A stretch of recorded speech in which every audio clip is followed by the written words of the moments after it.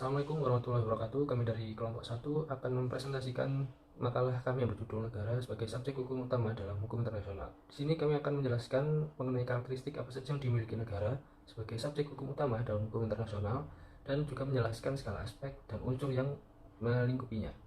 Dari penulisan makalah ini, penulis harap dapat menambah wawasan dan mengembangkan ilmu pengetahuan hukum bagi pembaca tentang karakteristik negara sebagai subjek hukum utama dengan cara menganalisis yang berkaitan dengan dasar atau konsep suatu negara dan juga hak dan kewajibannya sebagai subjek hukum internasional.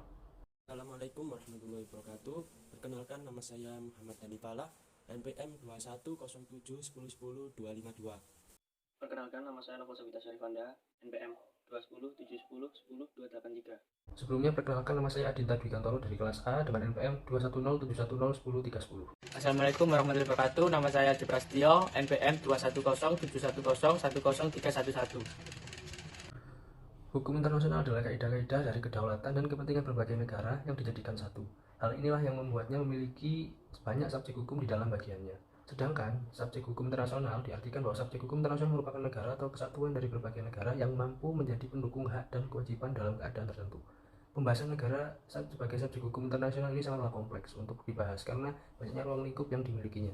Untuk mempermudah dalam pemahaman, kami bagi menjadi dua ruang lingkup. Yang pertama mengenai bentuk tatanan negara dalam negara sebagai subjek hukum internasional. Yang kedua yaitu aturan dan batasan hukum suatu negara dalam kawasan internasional. Yang pertama, bentuk tatanan negara dalam negara sebagai subjek hukum internasional. Definisi hukum internasional adalah sekumpulan hukum di mana bagian terbesarnya terdiri dari atas prinsip-prinsip dan peraturan-peraturan di mana negara tersebut merasa terikat dan menghormatinya. Bentuk tatanan suatu negara di dalamnya dipengaruhi dan berkaitan dengan beberapa lingkungan, di antaranya sejarah berdirinya suatu negara, bentuk negara, aturan hukum, dan atribut negara.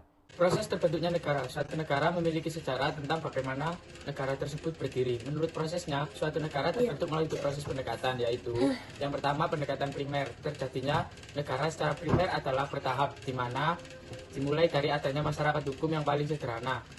Negara secara primer melalui 4 fase, yaitu fase persekutuan manusia, fase kerajaan, fase negara nasional, dan fase negara demokrasi. Yang kedua, pendekatan sekunder. Proses terjadinya negara secara sekunder membahas terjadinya negara baru yang dihubungkan dengan negara lain yang ada sebelumnya. Bentuk negara. Yang pertama, ada negara kesatuan. Negara kesatuan adalah suatu negara yang merdeka dan berdaulat dengan satu pemerintahan pusat yang berkuasa dan mengatur seluruh daerah. Yang kedua, ada negara serikat atau federasi. Negara serikat atau federasi ini merupakan bentuk gabungan yang terdiri dari beberapa negara bagian di dalam sebuah negara serikat. Melalui penjelasan tersebut, maka bentuk negara akan mempengaruhi dan berkaitan dengan negara sebagai subjek hukum internasional. Hal ini dikarenakan bentuk negara dari masing-masing negara di dunia berbeda satu dan lainnya. Namun hal itu tetap mempengaruhi peranan negara tersebut dengan bentuk negaranya di dunia internasional dalam kaitannya dengan hukum yang berlaku. Aturan hukum. Ruang lingkup aturan hukum adalah salah satu ruang lingkup yang juga berkaitan pada negara sebagai subjek hukum. Antara satu negara dengan negara yang lainnya memiliki aturan hukum yang berbeda satu dan yang lainnya, di mana peraturan dan hukum pada suatu negara tersebut yang berkenaan untuk mengatur persoalan-persoalan antara negara dengan negara yang lainnya. 2. Aturan dan batasan hukum suatu negara dalam kawasan internasional. Dalam bab ini, kami akan menjelaskan tentang suatu kedaulatan atau batasan bagi suatu negara sesuai dengan masyarakat internasional yang dimulai dari menjelaskan cara perolehan wilayah, suksesi negara, hak dan kewajiban negara, lalu doktrin dan tindakan negara. A. Cara perolehan wilayah. Wilayah merupakan komponen yang sangat penting bagi berdirinya negara. Hal itu bertujuan agar negara tersebut dapat diakui sebagai subjek hukum internasional dan negara yang berdaulat. Ada beberapa cara untuk mendapatkan suatu wilayah, yaitu 1. Penambahan wilayah, excretion. Penambahan ini disebabkan oleh faktor geografis, terbentuk secara alamiah dan menjadi satu dengan negara yang sebelumnya telah terbentuk. Contoh yang bisa diambil dalam peristiwa meletusnya gunung di dasar laut yang kemudian membentuk pulau. Secara tidak langsung pulau tersebut merupakan bagian dari negara. 2. Cesi, dengan cara perjanjian damai yang dilakukan dan kemudian diberikannya hak atas wilayah kedaulatan suatu negara kepada negara lain.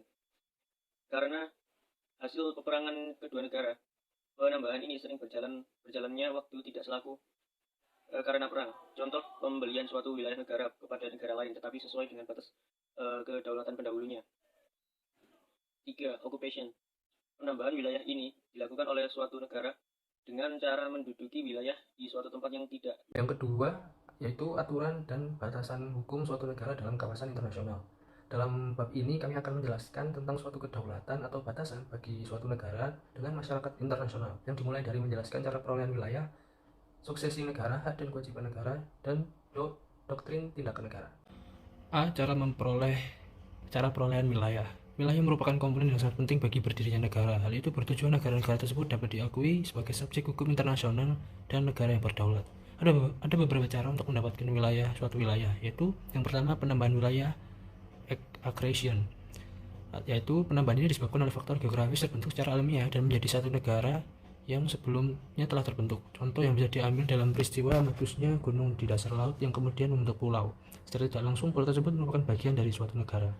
Yang kedua, cesi, dengan cara perjanjian damai yang dilakukan dan kemudian diberikannya hak atas wilayah kedaulatan suatu negara kepada negara lain karena hasil peperangan kedua negara. Penambahan ini sering berjalannya waktu, tidak selalu karena perang.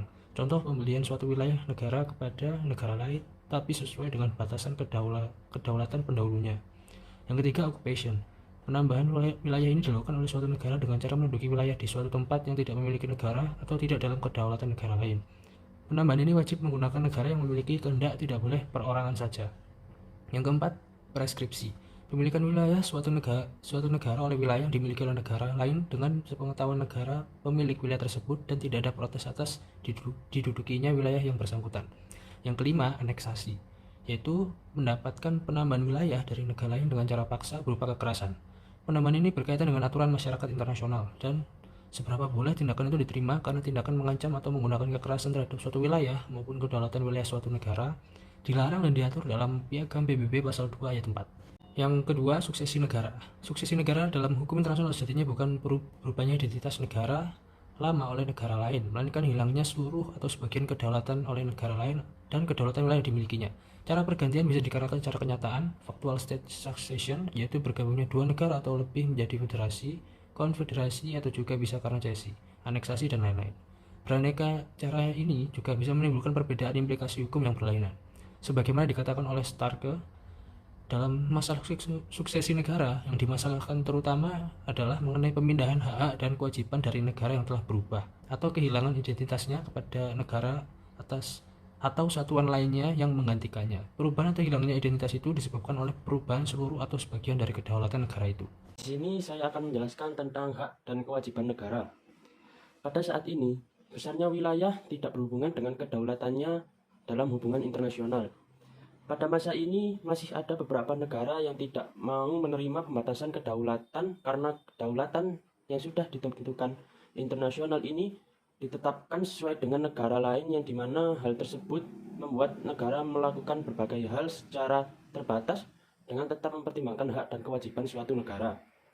Hak diantaranya ialah hak tersebut termasuk lembaga eksekutif yang mengurus masalah internal, kekuasaan untuk mengusir orang asing, hak asing bagi perlindungan diplomatiknya di negara lain, jurisdiksi tunggal atas perbuatan kejahatan yang dilakukan di wilayahnya, sedangkan kewajibannya tidak melaksanakan kedaulatannya di negara lain, tidak melakukan tindakan yang dapat melanggar kemerdekaan teritorial negara lain, dan tidak mengintervensi masalah dalam negara lain. Doktrin tindakan negara. Pada dasarnya, hak dan kewajiban negara ini juga mengandung suatu doktrin tindakan negara, karena dalam doktrin tindakan negara ini mengatur tentang batasan suatu negara untuk bertindak sesuai dengan kedaulatannya tanpa melanggar kedaulatan negara lain. Doktrin ini dalam perkembangannya dilakukan sebagai pedoman dalam peradilan Amerika dari tindakan negara atau pemerintah asing yang terlibat dalam proses pengadilan. Contohnya dalam kasus di mana seorang warga Amerika tinggal dan ditahan di Venezuela, kemudian terdakwa mengajukan ganti rugi. Terhadap hal ini, Chief Justice Fuller menyatakan bahwa setiap negara berdaulat harus menghormati kemerdekaan negara berdaulat lainnya, dan pengadilan suatu negara tidak dapat mengadili suatu tindakan pemerintah negara lain yang dilakukan di dalam wilayahnya sendiri. Kesimpulan dari presentasi makalah ini yaitu negara merupakan unsur yang penting dalam subjek hukum internasional. Sebelum memulai terjun ke subjek hukum internasional, haruslah memulai terlebih dahulu dari konsep suatu negara yang dibahas dan disajikan secara detail guna mempermudah pembaca memaknai negara sebelum masuk ke batasan negara dalam masyarakat internasional dan batasan dan aturan suatu negara dalam bertindak di masyarakat internasional. Sekian makalah dari kelompok kami, kelas A, kelompok 1 mengenai negara sebagai subjek hukum utama dalam hukum internasional. Terima kasih. Wassalamualaikum warahmatullahi wabarakatuh.